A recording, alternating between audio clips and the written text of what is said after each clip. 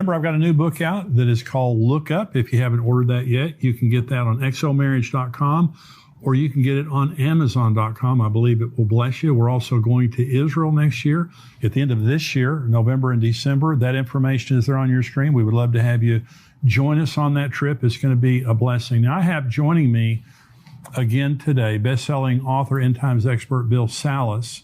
He was with me last week, and we were talking about this Iran prophecy, this Elam prophecy, and we're going to be talking about it again today. He is the founder of Prophecy Depot Ministries. He's written 11 books, produced 14 DVDs. He's an author and speaker that I've learned an awful lot from over the years. He's a researcher, very good teacher. I'm glad to have him joining me today to discuss a very important prophetic event, which is also a book that Bill has written called Nuclear Showdown in Iran. Bill, thank you for joining me again today. Jimmy, what a time to be alive. Right? I know it. My gosh. It's exciting. You know, it's prophecy is John Walvoord, Dr. John Walvoord, who was at the Dallas Theological Seminary. He was considered, I think, the scholar, the prince of scholars in the end times. He located 1,000 prophecies in the Bible. He actually wrote a book called Every Prophecy in the Bible that people can get. 1,000 prophecies in the Bible, and 500 have been literally fulfilled. And the other 500, of course, he said they will be literally fulfilled. Right. So Bible prophecy is all over the place, and it's empirical, it's measurable, and I don't think there's ever been an event in my lifetime other than the reestablishing of Israel, which was 1948. I was born in 1953. But except for the establishment of Israel, what's happening in Iran right now is just really an in-your-face fulfillment of Bible prophecy. There's going to be, of course, you wrote this book about Jeremiah 49. What do you think right now? Because we're going to talk about, last week we talked a lot about Jeremiah 49 and kind of the history of what's happened between Israel and Iran. What do you think right now is the most significant thing that's happening related to Israel and Iran? Absolutely. And I would also like to, before we start on the laying that whole thing out, maybe give them a quick recap. I can do it real quick about our show last week in case they didn't. Absolutely. Jeremiah 49 verses 34 through 39 speaks of 6 verses speaks about a disaster that happens, probably nuclear, in Iran, mainly around the western side of Iran, by the Persian Gulf over there. What happens is a time comes where the Lord gets fiercely angry with Iran. He brings about a disaster. The reason he's angry is because there's bad leadership, because he says he will destroy from there the kings and the princes, and it'll bring about a disaster. And the way the disaster happens is he's going to break the bow. He's going to stop the missile launching capabilities that Iran currently possesses at the foremost of their might, meaning probably their nuclear program, so that they won't be able to launch something lethal somewhere, probably Israel is our concern. Right. He's going to prevent that from happening at a time when Iran has a menu of enemies, and they do today with Israel, the international community, America, the Gulf states of the Arab states over there, Saudi Arabia, etc. And that's sort of a nutshell of the prophecy. The good news is the exiles who get dispersed as a result of that disaster will someday be restored their fortunes back into Iran. That is a lot of Iranian Christians who've converted from Islam, very excited. But that's sort of the nutshell version of the prophecy. So now we can talk about, well, how do we get from here to there in this program? Yeah, and so you've written a book, The Nuclear Showdown in Iran, which is talking about the Elam, the prophecy, Jeremiah 49, concerning Elam. You've also written a book about the Psalm 83 war, which also is a part of this scenario. I mean, it's a part of the end time scenario. And then, of course, Ezekiel 38 and 39 talks about the coalition of nations, Russia, Persia, which is Iran, Turkey, all this coalition of nations. So there's going to be a succession of these wars. Now, do you believe that the war, this Elam prophecy, which is really the destruction of Elam, do you believe that precedes Psalm 83? I do.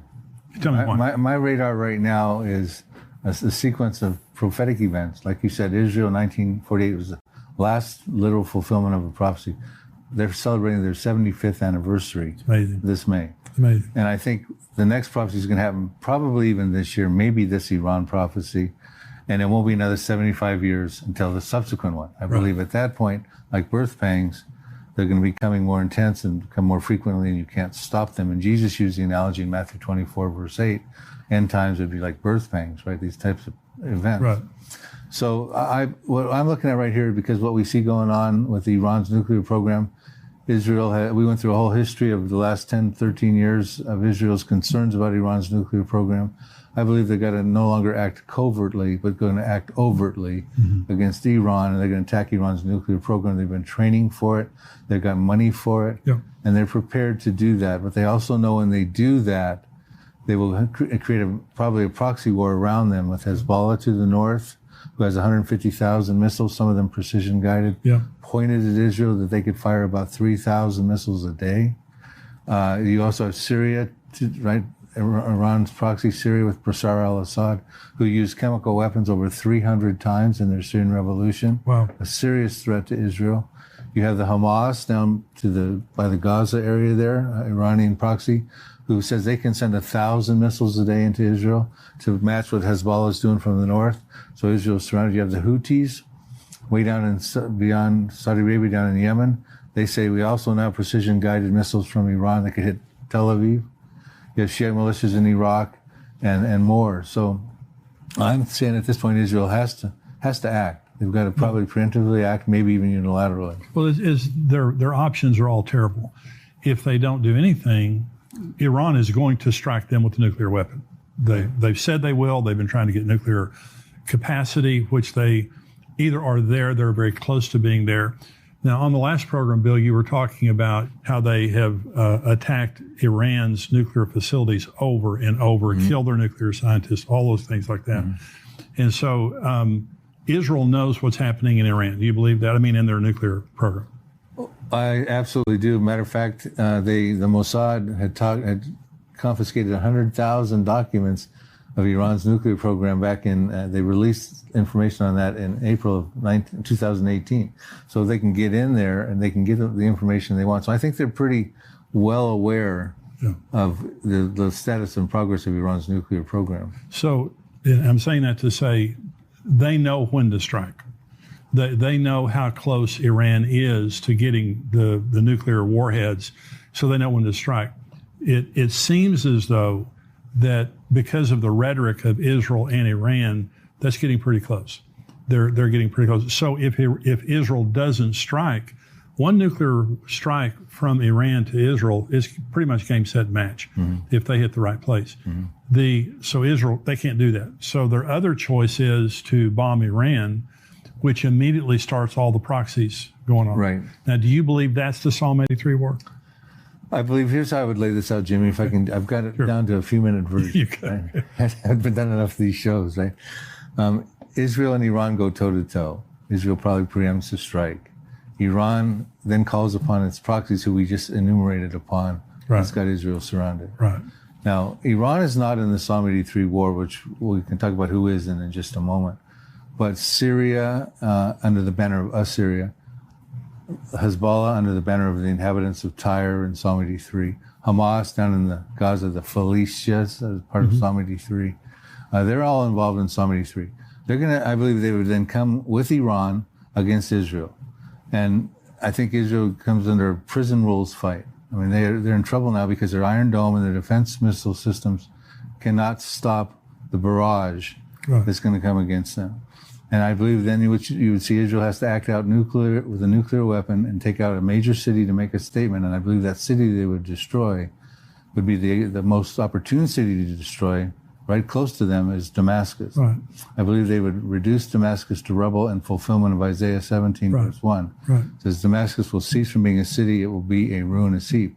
We find out in Isaiah 17:9 that desolation is caused by the children of Israel, the Israeli Defense Forces, who exist in fulfillment of Bible prophecy, which I can get into if time permits. It also says in Isaiah 17, verse 14, that one night you see him in Damascus in the masculine pronoun, in the morning he is no more. This is the portion of those who rob us and those who plunder us, meaning in self-defense, overnight, against the barrage that's happening against them, Israel takes out a major Arab city. When they take out Damascus, the Arab world is going to flip out, because that's an Arab city, and it's the oldest continuously inhabited city and recorded history dates back to the time of Abraham. Yeah. And they're going to be concerned, what about Beirut? What about Amman, Jordan? And Amman, Jordan goes next. I can point that out in a minute. What about Cairo? What about Mecca, right? They're going to be concerned. What's to stop Israel from using a nuclear weapon? That was probably a nuclear weapon they used on Damascus, strategically launched at a certain height, from taking out our cities. And by the way, in Isaiah 17, verses 4 through 6, which I didn't quote, talks about at the time of this battle with Syria, it says that the glory of Jacob will wane lean, his glory will fade, his flesh will wax lean. It'll be like a shaking of an olive tree with two or three olives left in the uppermost branch and 4 or 5 in the fruitful boughs. And when you use the imagery of what Isaiah seems to be saying is that you superimpose an olive tree over a map of Israel, and an olive tree can have 500,000 olives on it, on a modern, and they're very common trees in the Middle East and in Israel. Yeah. And you got a shaking, and there's only a few left in the uppermost branch, and a few more down in the fruitful boughs. So it looks like Israel takes a hit with all the weapons and stuff coming against them. Their glory fades, their flesh waxes lean. Not good image for Israel. Right. And I think the Arab world then goes, well, wow, they could take out our city. Let's come together now and make a final shot at them, which they did. They tried to take them out in 1948, 1967, 1973. But now's our opportunity. If we don't do it now, they might take out our cities. And I believe that's when you get into Psalm 83. And the next city that then goes is Amman, Jordan. We find out that's the capital of Jordan. We find out in Jeremiah 49, verse 2, it says, there's an alarm of war in Rabbah of the Ammonites, that's Amman, Jordan. It shall be a desolate mound, and Israel will take possession of its inheritance. Wow. Meaning Israel's taken them out, just like they took out Damascus. They're not too far away from each other. No. From where you're at, probably to the border of Oklahoma, for you viewers who understand the maps. Jimmy's in Texas area. Yeah. So they take out that city as part of because Amman, Jordan, Ammon, Moab, and Edom, by their ancient names, is modern-day Jordan. They're all in part of Psalm 83 also. Yeah. And then we get in, there's other prophecies I can get into too, Jimmy, but I see that being the fulfillment of Psalm 83. And when Psalm 83 happens, after Jeremiah 49, after Isaiah 17, Psalm 83, now you have Israel in a different position. They're mighty. They've got an exceedingly great army in fulfillment of Ezekiel 37:10, which said they would have an exceedingly great army. They can expand territorially. They'll take over their possession. We said Amman, Jordan. They'll take over Jordan. They'll take over 5 cities in Egypt. Will speak the language of Canaan. That's Hebrew. Isaiah 19:18. They're going to start to, when they win wars, they expand territorially. Joshua did it 3,300 years ago. King David did it 3,000 years ago. The IDF did it. Israel did it in 1967 in the Six-Day War. Yeah. It increases the defensibility of their borders. They believe that's their land because it's part of the Abrahamic covenant.